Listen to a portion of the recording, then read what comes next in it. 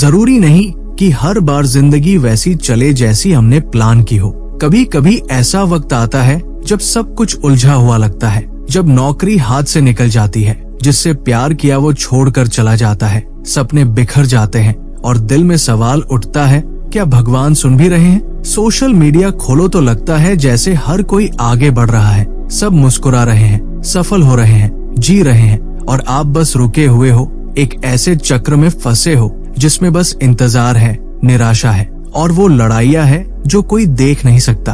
आप प्रार्थना करते हो लेकिन लगता है जैसे जवाबों की जगह सिर्फ खामोशी मिल रही है। आप मजबूत बने रहने की कोशिश करते हो लेकिन कभी कभी तो उम्मीद से सांस लेना भी भारी लगने लगता है। और ऐसे ही पलों में जब आत्मा थकी हुई होती है और मन टूट चुका होता है, मैं आपसे एक बात दिल से कहना चाहता हूँ। भगवान देर से नहीं आते, वो गायब नहीं है, वो खामोश नहीं है। अंधेरे में कुछ खूबसूरत रच रहे हैं, कुछ ऐसा जो इंतजार करने लायक है। आपकी जिंदगी कोई इत्तेफाक नहीं है, ये बस हादसों या छूटे हुए मौकों का खेल नहीं है। हर देरी, हर मोड़, हर टूटा सपना, सब कुछ एक दिव्य योजना का हिस्सा है। हो सकता है अभी ये समझ ना आए, लेकिन एक दिन आप पीछे मुड़कर देखेंगे और समझ पाएंगे कि हर टुकड़ा कैसे सही जगह बैठा था।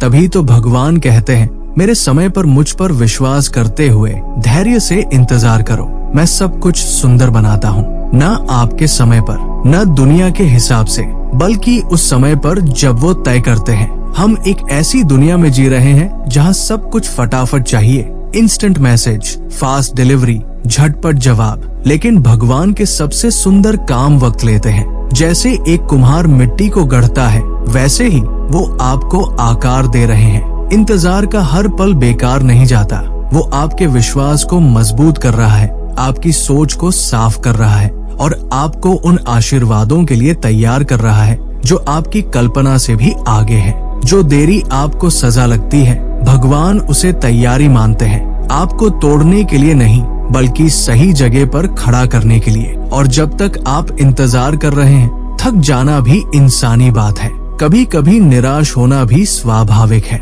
लेकिन इंतजार का मतलब ये नहीं कि आप भुला दिए गए हो। जिस भगवान ने आकाश गंगाएं बनाई हैं, वो आपकी आंखों से बहे आंसू भी देख रहे हैं। वो उन दिनों को देख रहे हैं जब आप चुपचाप चलते रहे, जबकि कोई आपकी हिम्मत बढ़ाने वाला नहीं था। वो उन रातों को देख रहे हैं जब आप रोते हुए बस यही कहते रहे, भगवान बस आ जाइए, और वो आएंगे सही समय पर, सही तरीके से, एक ऐसे मकसद के साथ जिसे जानकर आपको एहसास होगा कि ये इंतजार कहानी का जरूरी हिस्सा था।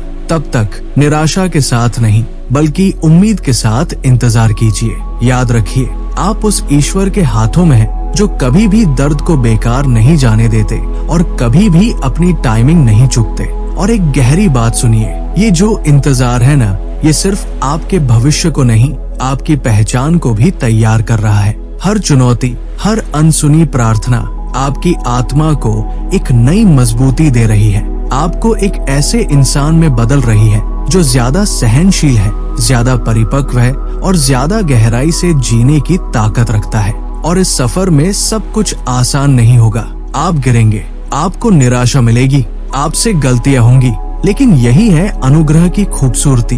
कोई भी हार आपको हमेशा के लिए तोड़ नहीं सकती, कोई भी झटका आपको खत्म नहीं कर सकता। सोच कर देखिए, आपने भी शायद इस साल बहुत कुछ झेला है, एक के बाद एक झटके लगे हैं, और फिर भी आप अभी यहाँ हो, अभी सांस ले रहे हो, अभी कोशिश कर रहे हो। क्यों? क्योंकि आपके दर्द के नीचे एक करुणा की धारा बह रही है जो आपको उठाती है, संभालती है और डूबने नहीं देती। आप इसलिए नहीं बचे हो क्योंकि आप बहुत मजबूत हो, बल्कि इसलिए क्योंकि भगवान का प्रेम आपको पकड़ कर रखा हुआ है। आप फिर उठेंगे, अपनी ताकत से नहीं बल्कि उस पिता की कोमल बाहों से जो कभी थकता नहीं, टूटे हुए लोगों को फिर से संवारने में। आप में से कई लोग आज गहरे घाव लिए बैठे हैं, धोखा, असफलता, शर्म या थकावट के। आपने छुपाना सीख लिया है, चेहरे पर मुस्कान, अंदर दर्द। लेकिन मेरी आवाज सुनिए, आप बहुत दूर नहीं निकल गए, आप बहुत टूटे हुए नहीं हो, आप भुलाए नहीं गए हो। अभी भी भगवान आपके कान में कह रहे हैं, मैंने अभी तुम्हारा काम पूरा नहीं किया, आगे बढ़ो, मुझ पर विश्वास बनाए रखो, मैं सब कुछ नया कर दूंगा। और जब आप उठते हैं तो सिर्फ हालात नहीं बदलते, आपका चरित्र भी बदलता है। जब आप उस बेल से जुड़े रहते हो, जब आप अपने सबसे कमजोर पलों में भी भगवान से जुड़े रहते हो, तब आपका जीवन फल देने लगता है। सिर्फ सफलता नहीं, सिर्फ खुशी नहीं, बल्कि ऐसे फल जो दिखाते हैं कि आपका दिल भगवान के साथ चलता है। जब दुनिया में घृणा हो तब भी आप दया दिखाते हो, जब सब छोड़ दे तब भी आप धैर्य रखते हो, जब हर चीज टूटे तब भी आप विश्वास नहीं छोड़ते। ये सिर्फ गुण नहीं है, ये सबूत है, सबूत कि आप किसी बहुत बड़ी शक्ति से जुड़े हो। यीशु ने कहा था, मैं बेल हूँ, तुम डालियां, और अगर आप उसमें बने रहते हो तो हर मौसम में फल दोगे, सूखे में भी, दर्द में भी, निराशा में भी, क्योंकि जब आप उसमें जड़ें जमा लेते हो तब आपको अपनी ताकत पर नहीं चलना पड़ता, आप उस स्रोत से खींचते हो जो कभी सूखता नहीं। और आज की दुनिया को ऐसे ही लोगों की जरूरत है, जो सिर्फ नाम से नहीं, जिंदगी के हर मोड़ पर सच में भगवान के साथ चलते हो, जिनका जीवन उसकी उपस्थिति की गवाही देता हो, और उस समर्पण की हालत में भगवान धीरे धीरे बदलाव लाते हैं। चुपचाप लेकिन अजय, वो टूटे हुए टुकड़ों को गवाही में बदल देते हैं, वो दर्द को ताकत में बदल देते हैं, और समय के साथ जो कभी बर्बादी लगा करता था, वही आपकी आत्मिक ताकत का स्रोत बन जाता है। तब आप बस एक इंसान नहीं रहते, आप एक उदाहरण बन जाते हैं कि भगवान वाकई में सब कुछ नया कर सकते हैं। आपकी कहानी जो अब चंगाई और विनम्रता से भरी होती है, दूसरों के लिए एक लाइट हाउस बन जाती है, जो अब भी आंधियों में रास्ता ढूंढ रहे हैं। और तब आता है असली पहचान की बहाली का समय, वो पहचान जो दुनिया ने नहीं, भगवान ने दी थी। न आपकी नौकरी, न आपके बीते दिन, न आपकी असफलताएं, न उपलब्धियां, बल्कि वो पहचान जो भगवान ने आपको तब दी जब आप बने भी नहीं थे। आप डर या लोगों की राय के गुलाम बनने के लिए नहीं बने थे। आप वो नहीं हो जिसे किसी ने छोड़ दिया या जो किसी गलती की वजह से परिभाषित हो। आप उस जीवित परमेश्वर के बच्चे हो, जाने हुए, चुने हुए, बुलाए हुए, मुक्त किए हुए। आप बस जिंदा नहीं हो, आप बन रहे हो उस रूप में जो शुरुआत से भगवान ने सोचा था। और ये पहचान कमजोर नहीं होती, ये मौसमों या मूड से नहीं बदलती, ये अनंत में जड़ें जमाए हुए होती है। जब आप खुद को भगवान की आंखों से देखना शुरू करते हो, तो फिर आप उन लोगों से मान्यता मांगना छोड़ देते हो जो आपकी कीमत नहीं समझते।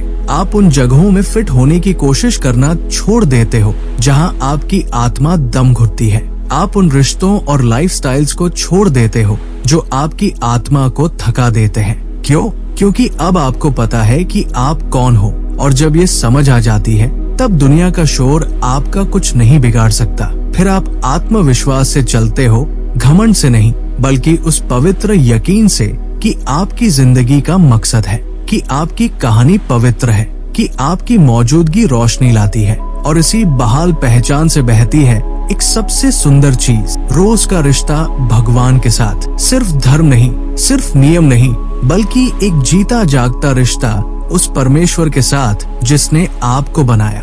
तब आप उसे दूर नहीं, पास महसूस करते हो, उसकी फुसफुसाहटें सुनते हो, उसकी राहें पकड़ते हो, उसके कंधों पर सिर रखकर रोते हो। वो सिर्फ आपका उद्धारकर्ता नहीं रह जाता, वो आपका गाइड, आपका पिता बन जाता है। हर सुबह एक नया अवसर बन जाती है, दिखावा करने के लिए नहीं, बल्कि उसके साथ चलने के लिए, जाग कर कहने के लिए, पिता मैं हाजिर हूँ, मुझे चलाओ, मुझे भरोसे से भरो, मुझे इस्तेमाल करो। यही है सुसमाचार का असली निमंत्रण, सिर्फ भगवान में विश्वास करने का नहीं, बल्कि उनके साथ चलने का, अपना दिल बांटने का, अपने सवाल, अपनी उलझने, अपनी सच्चाई, बिना इस डर के कि वो ठुकरा देंगे। क्योंकि उन्हें सिर्फ आपके अच्छे दिन नहीं चाहिए, उन्हें आपके असली दिन चाहिए। और जब आप उन्हें अपना असली रूप देते हो, तब वो आपको अपना शांति, अपनी खुशी, अपनी ताकत, अपनी समझ देते हैं। यही इस सफर की खूबसूरती है। ये दौड़ने की दौड़ नहीं, बल्कि जुड़े रहने की बात है। जैसे बेल से जुड़ी शाखा को फल देने के लिए मेहनत नहीं करनी पड़ती, वो बस जुड़ी रहती है। और जब आप जुड़े रहते हो, तब सब कुछ बदल जाता है। जरूरी नहीं कि बाहर, लेकिन अंदर से जरूर। तो आज मैं आपको बुला रहा हूँ, जहाँ भी हो, जैसे भी महसूस कर रहे हो, उस परमेश्वर के पास लौट आओ जो कभी नहीं छोड़ा। अपने बनाए हुए प्लान्स, मुखौटे और शोर को छोड़ दो और उस सच्चाई पर लौट आओ। वो आपसे प्यार करता है, वो अभी भी आपका काम पूरा कर रहा है और वो आपको बुला रहा है एक गहरे, सच्चे और अनंत रिश्ते की ओर। यही है आपका नया आरंभ।